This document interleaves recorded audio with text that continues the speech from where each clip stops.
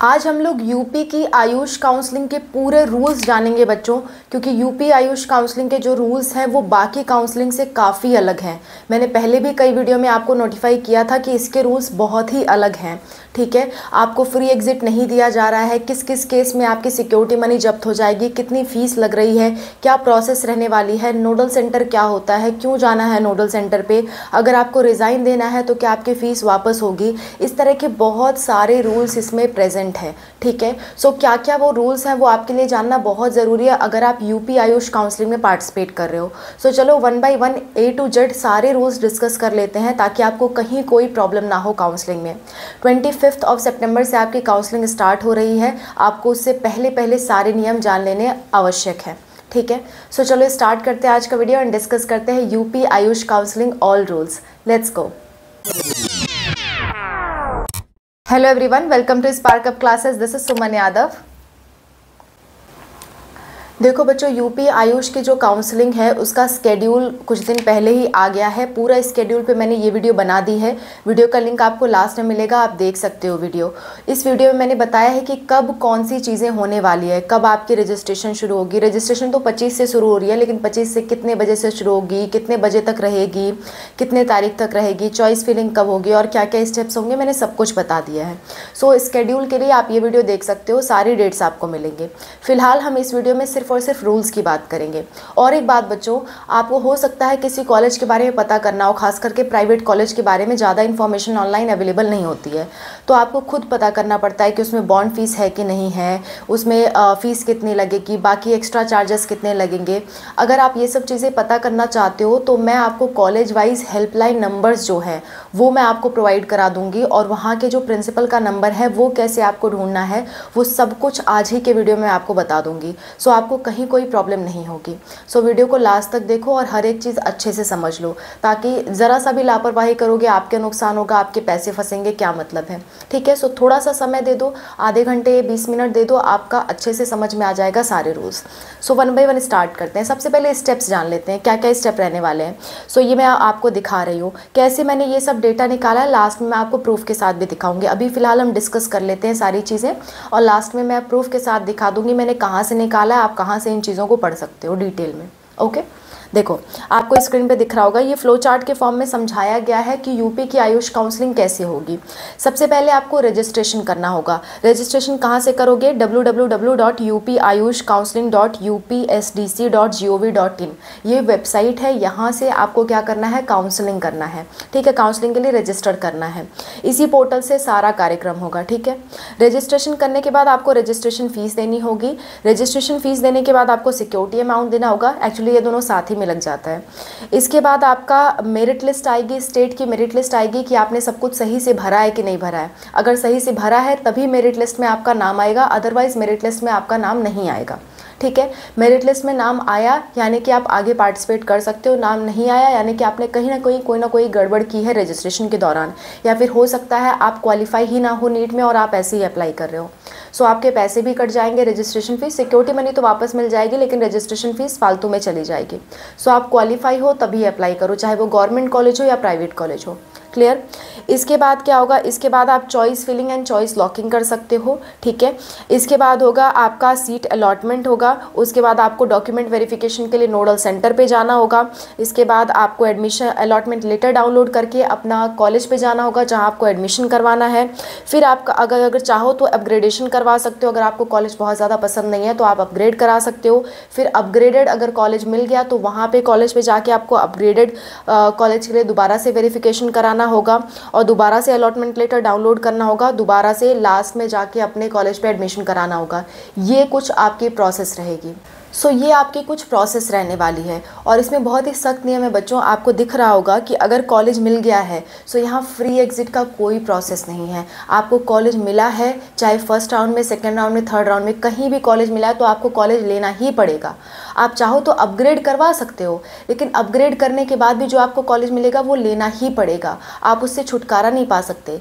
इसलिए बच्चों preference filling बहुत ध्यान से करना, चॉइस फिलिंग बहुत ध्यान से करना, वही कॉलेज भरना जो आपको लेने हो ऐसे कॉलेज मत भरना जो आपको नहीं लेना, क्योंकि इसमें ना एडिट करने का ऑप्शन है और ना ही कोई करेक्शन करने का ऑप्शन है। जो आपने एक बार चॉइस फिलिंग कर दी उसी के बेस पे आपको कॉलेज अलॉट हो जाएगा, और अगर कॉलेज अपग्रेड करना चाहोगे तो उसके ऊपर के कॉलेजेस आपको मिलेंगे या फिर वही कॉलेज आपको मिल जाएगा।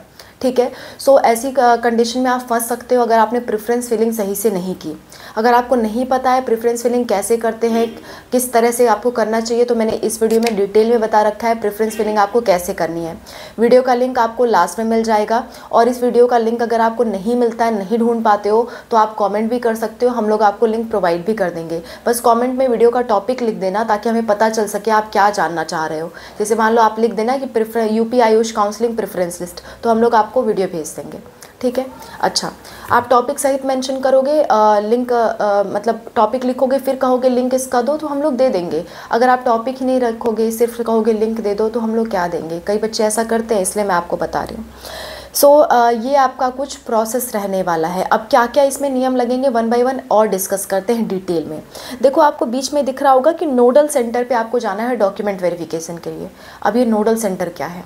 ऐसा कुछ किसी और काउंसलिंग में नहीं होता है, ये सिर्फ यूपी के काउंसलिंग में हो रहा है। किसी अदर स्टेट में होता होगा, लेकिन जनरली ऐसा अगर आप एमसीसी की काउंसलिंग की बात करो तो वहाँ नहीं होता है, या और जगह नहीं होता ये चीज़। लेकिन यहाँ पे क्या है, जब भी आपको सीट मिल जाती है तो आपको अपने सारे डॉक्यूमेंट्स लेकर के एक नोडल सेंटर पे जाना होता है। वो नोडल सेंटर कहाँ है मैं आपको बता देती हूँ। सभी बच्चों के लिए नोडल सेंटर एक ही रहने वाला है, जो कि है राजकीय नेशनल होम्योपैथिक मेडिकल कॉलेज, जो कि हनीमन चौराहा, विराजखंड, गोमती नगर, लखनऊ में है। ये प्रॉपर एड्रेस है उसका। इस जगह पे आपको अपने सारे डॉक्यूमेंट्स लेकर के जाने होंगे। कौन कौन से डॉक्यूमेंट्स लगेंगे अनूप सर ने इस वीडियो में बताए हैं। देखो बच्चों, एक ही वीडियो में सब कुछ शामिल कर देना पॉसिबल नहीं है। इस वीडियो में मेरा सिर्फ काम है कि मैं आपको रूल्स बता दूँ। ठीक है, सो डॉक्यूमेंट्स आपको इस वीडियो में मिलेंगे। सारे वीडियो का लिंक आपको हमारी एक ही प्लेलिस्ट में मिलता है, नीट यूजी की प्लेलिस्ट में, वहाँ से आप देख सकते हो। सो नोडल सेंटर मैंने आपको बता दिया, राजकीय national homeopathic medical college, Hahnemann चौराहा, विराजखंड, गोमती नगर, लखनऊ में है। सो इस जगह पे जा करके आपको अपने सारे डॉक्यूमेंट्स वेरीफाई करवाने होंगे। ठीक है, 10 बजे से लेकर के 5 बजे तक की टाइमिंग रहती है। आप 4 बजे से पहले ही पहुंच जाना, क्योंकि लास्ट मोमेंट पे पहुंचोगे तो नहीं हो पाएगा। 10 बजे से 4 बजे की टाइमिंग रहती है। उस समय जा करके आपको नोडल सेंटर पे अपना डॉक्यूमेंट वेरीफाई करवाना होता है। उसकी एक निश्चित डेट है, स्केड्यूल में मैंने डेट्स बता रखी हैं। सो जा करके आपको अपना डॉक्यूमेंट्स वहाँ पे चेक कराना होगा कि आपके सभी डॉक्यूमेंट्स सही हैं कि नहीं सही हैं। वहाँ से जब वेरीफाई हो जाएगा, उसके बाद ऑनलाइन आपको अलॉटमेंट लेटर डाउनलोड करने का ऑप्शन आएगा। आप वो लेटर डाउनलोड करोगे और अपने वापस से सारे डॉक्यूमेंट्स लेकर के और अलॉटमेंट लेटर लेकर के आप जाओगे उस कॉलेज पे जिस कॉलेज पे आपको एडमिशन मिला है। अलॉटमेंट लेटर में लिखा होगा कि कौन से कॉलेज में आपको एडमिशन मिला है, तो उस कॉलेज पे आपको जाना होगा। फिर से वहाँ डॉक्यूमेंट का वेरीफाई कराना होगा, आपको फ़ीस पेमेंट करनी होगी और एडमिशन लेना होगा। अगर मैं गवर्नमेंट कॉलेज की फ़ीस की बात करूँ तो एक बार में आपका कम से कम 20,000 रुपये आप लेकर के जाना, क्योंकि 19,000 रुपये लगते हैं, 1,000 आप एक्स्ट्रा ही लेके जाना। 19,000 रुपये उसी समय कट जाएंगे आपके। ठीक है, और रही बात सिक्योरिटी मनी की, तो सिक्योरिटी मनी का भी मैं जिक्र करूंगी। और सिक्योरिटी मनी आपको एडमिशन के बाद पूरी काउंसलिंग ओवर होने के लगभग 1 महीने बाद आपकी सिक्योरिटी मनी आपके अकाउंट में वापस आ जाएगी, जिस अकाउंट से आपने पेमेंट किया है। सो सिक्योरिटी मनी की टेंशन मत लेना, वो अपने आप आ जाएगी, आपको उसके लिए कुछ भी नहीं करना होगा। ठीक है, सिंपली ये प्रोसेस रहने वाली है एडमिशन की। आपको सबसे पहले अगर कॉलेज मिल गया सो आपको लेना ही लेना है, नहीं लोगे तो सिक्योरिटी मनी कट जाएगी बच्चों, सीधी सी बात है। ठीक है, लेना ही पड़ेगा एडमिशन अगर आपको फर्स्ट राउंड में मिल गया, इसलिए ध्यान से चॉइस फिलिंग करना। एडमिशन लेने के लिए पहले नोडल सेंटर पे जाओगे, डॉक्यूमेंट वेरीफाई करोगे, उसके बाद फिर जाओगे आप अपने कॉलेज पे, जो कॉलेज आपको मिला है, अपने सारे डॉक्यूमेंट्स लेकर के जाओगे, फ़ोटोकॉपीज़ लेकर के जाओगे और अपना जो अलॉटमेंट लेटर है वो लेकर के जाओगे। फिर वहाँ आप एडमिशन लोगे, फ़ीस सबमिट करोगे और वहाँ से एडमिशन लेटर लेकर के वापस आ जाओगे घर। फिर जब क्लास स्टार्ट होगी तो आप वहाँ से क्लासेस के लिए जा सकते हो। लेकिन मान लेते हैं कि अगर आपका ऐसा मन किया कि काश इससे हमें अच्छा कॉलेज मिल गया होता, हमने जो प्रेफरेंस भरी थी उसमें ऊपर की तरफ हमने अच्छे कॉलेज भरे थे, नीचे की तरफ अच्छे कॉलेज नहीं भरे थे उतने, और मुझे नीचे वाले कॉलेज मिला है, मैं चाह रहा हूँ काश मुझे ऊपर वाला कॉलेज मिल जाता, तो आपके पास एक और ऑप्शन है, आप अपग्रेड कर सकते हो। इतना पूरा प्रोसेस करने के बाद आपको अपग्रेड करवाना होगा उसी कॉलेज पे, जिस कॉलेज पे आपको एडमिशन मिला है। वहाँ जब आप एडमिशन लोगे तो उस समय आपको वहाँ से अपग्रेडेशन की बात करनी होगी कि हम अपग्रेड करना चाहते हैं।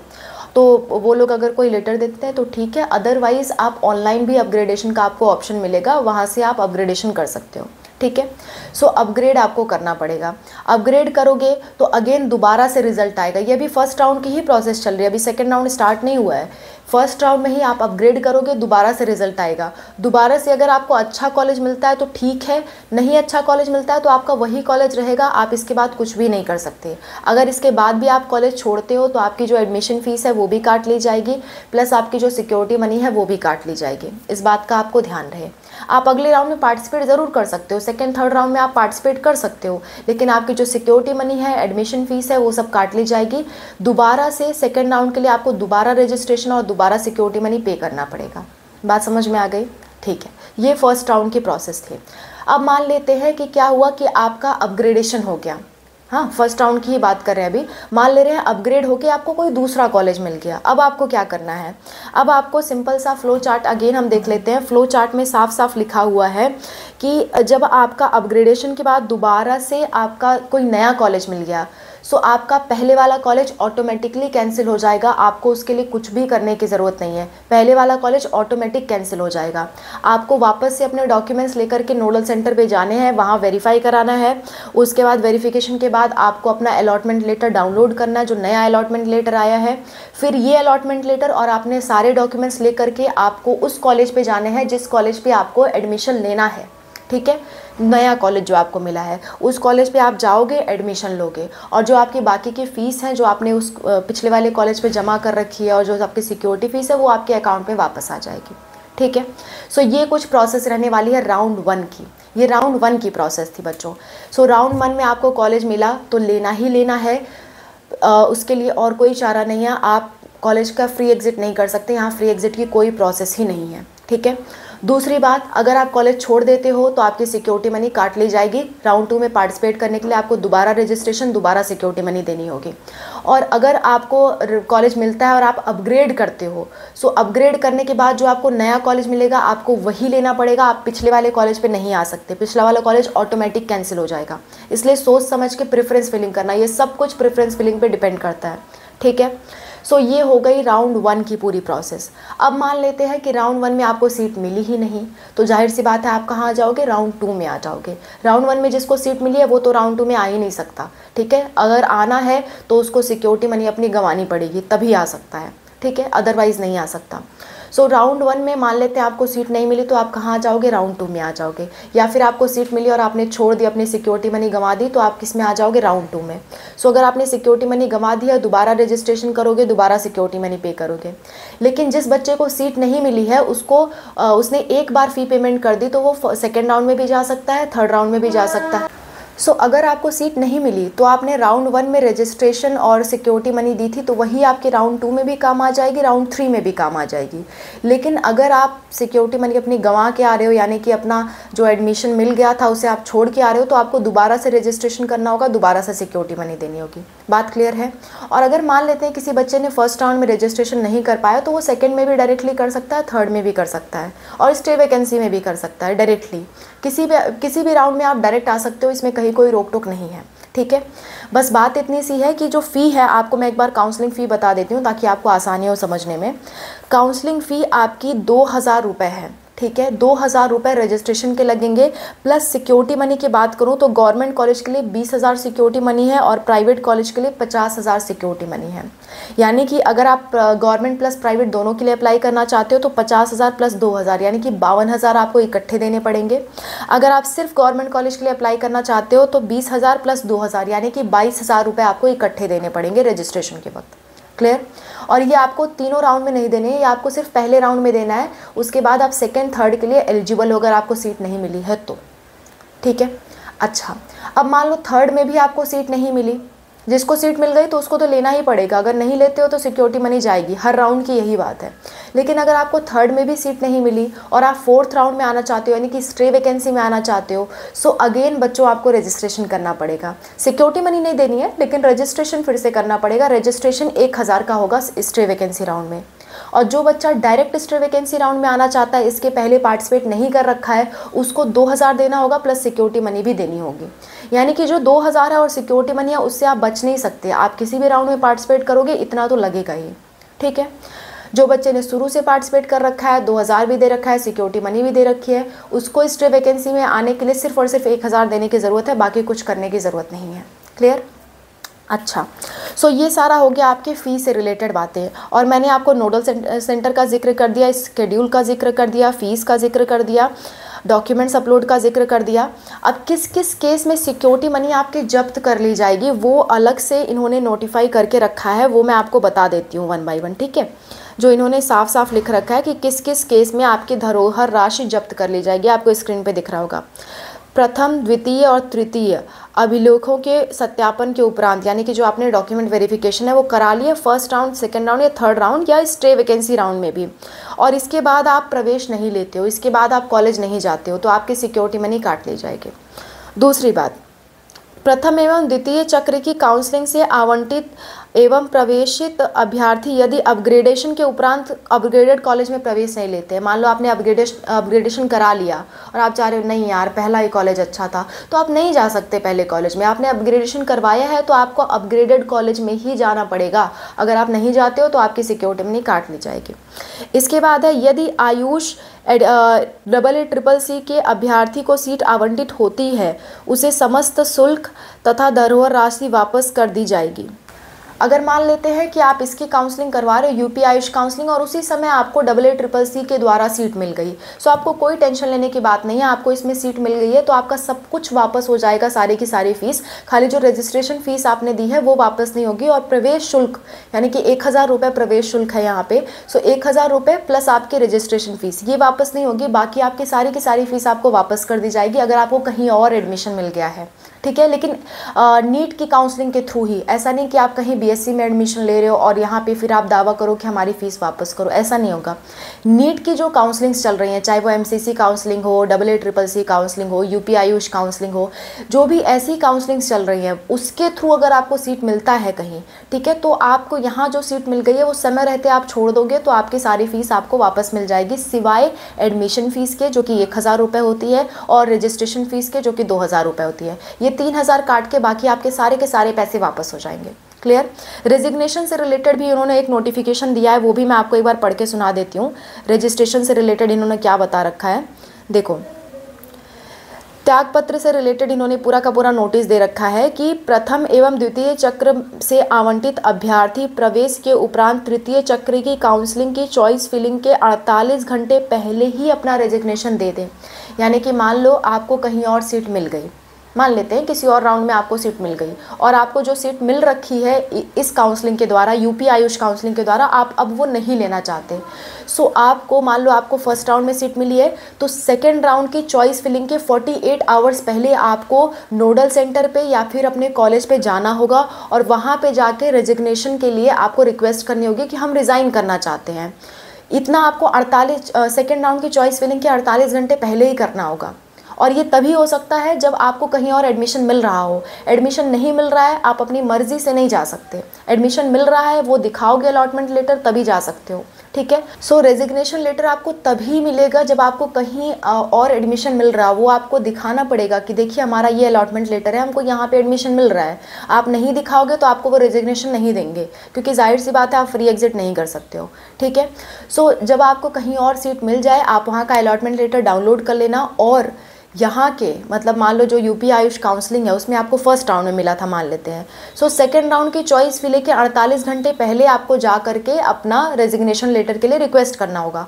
फिर वो लोग क्या करेंगे, रेजिग्नेशन लेटर पे साइन करके उसे ऑफिशियली अपलोड करेंगे। जब वो अपलोड हो जाएगा उसके बाद ही आपका रेजिग्नेशन सक्सेसफुल माना जाएगा और इसके बाद आपकी पूरी जो पैसे वहाँ पर आपके लगे हैं वो आपको वापस मिल जाएंगे, प्लस सिक्योरिटी मनी जो आपने दी है वो भी वापस मिल जाएगी, सिवाय प्रवेश शुल्क जो कि 1000 होता है और रजिस्ट्रेशन फीस जो कि 2000 है, वो 3000 छोड़ के बाकी सारा पैसा आपको वापस मिल जाएगा, ठीक है। लेकिन यही ध्यान रहे कि फर्स्ट राउंड में मिला है तो सेकंड राउंड के चॉइस फिलिंग के 48 घंटे पहले तक आपके पास टाइम है, उसके बाद आप नहीं कर सकते। और अगर आपको सेकंड राउंड में मिला है तो थर्ड राउंड की चॉइस फिलिंग के 48 घंटे पहले तक, ये रूल्स हैं, ठीक है। स्टे वैकेंसी के बारे में कुछ नहीं लिखा है इन्होंने। मोस्ट प्रोबेबली स्टे वैकेंसी में अगर आपको मिल रहा है तो जाहिर सी बात है स्टे वैकेंसी यहाँ के शुरू होने से पहले बाकी जगह के सारी काउंसलिंग ओवर हो चुकी होगी। सो स्टे वैकेंसी में अगर आपको सीट मिलती है तो आपको लेनी ही लेनी है, वरना आपकी सारी फीस कैंसिल हो जाएगी, फोर्टिफाइड हो जाएगी, ठीक है। सो ये सारी बातें हैं। और एक बात, बहुत इंपॉर्टेंट बात यह है कि अगर आप डॉक्यूमेंट वेरिफिकेशन के टाइम आपका कोई भी डॉक्यूमेंट गलत रहता है तो आपका एडमिशन कैंसिल करने में वो हिचकिचाएंगे नहीं, आपका एडमिशन बिल्कुल ही कैंसिल कर सकते हैं वो। उसमें वो आपकी जिम्मेदारी है कि आप अपने सारे डॉक्यूमेंट सही रखो। इसलिए डॉक्यूमेंट के लिए अपना अनूप सर ने वीडियो बनाया, उसे आप ज़रूर देख लेना और डॉक्यूमेंट सारे ले करके जाना। अगर कोई भी डॉक्यूमेंट मिसिंग होता है या फिर गलत होता है तो आपका एडमिशन कैंसिल हो जाएगा, ठीक है। अच्छा, एक दो बातें और है वो भी मैं आपको बता देती हूँ। अगर आपको मान लो काउंसलिंग में कोई प्रॉब्लम हो रही है, मान लेते हैं रेजिग्नेशन लेटर आपने टाइम पे 48 घंटे आप पहले पहुंचे और वो लोग अपनी मनमानी कर रहे हैं कि हम लोग नहीं रिज़ाइन करवाएंगे, तो आप लोग क्या कर सकते हो, हेल्पलाइन नंबर पे कांटेक्ट कर सकते हो। 2 हेल्पलाइन नंबर मैं आपको प्रोवाइड कर रही हूँ आयुष काउंसलिंग की, और एक कस्टमर केयर नंबर प्रोवाइड कर रही हूँ, आप इस पर कॉन्टैक्ट कर सकते हो। स्क्रीन पर आपको दिख रहा होगा 7376524687, इस पर आप कांटेक्ट कर सकते हो 10 बजे से शाम 6 बजे के बीच में। और दूसरा नंबर है 7376520591, इस पे भी आप कांटेक्ट कर सकते हो 10 AM से 6 PM के बीच में। और एक कस्टमर केयर नंबर है जो 24/7 चलता है, उसमें आप कांटेक्ट कर सकते हो 2227535773। ये कस्टमर केयर नंबर है। इन तीनों नंबर पे आप कंप्लेन रजिस्टर कर सकते हो, ठीक है, कि आपकी जो रेजिग्नेशन लेटर है वो आपने टाइम पे दिया लेकिन वो लोग अपलोड नहीं कर रहे हैं।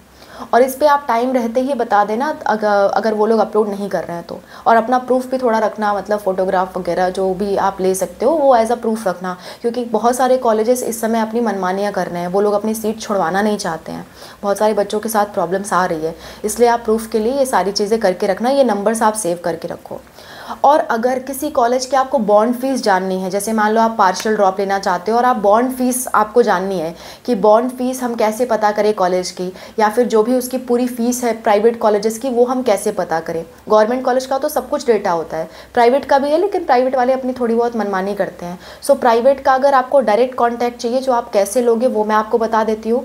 प्लस ये जो मैंने सारा डेटा निकाला है वो कैसे निकाला है वो भी मैं आपको लाइव प्रूफ के साथ बता देती हूँ, ठीक है।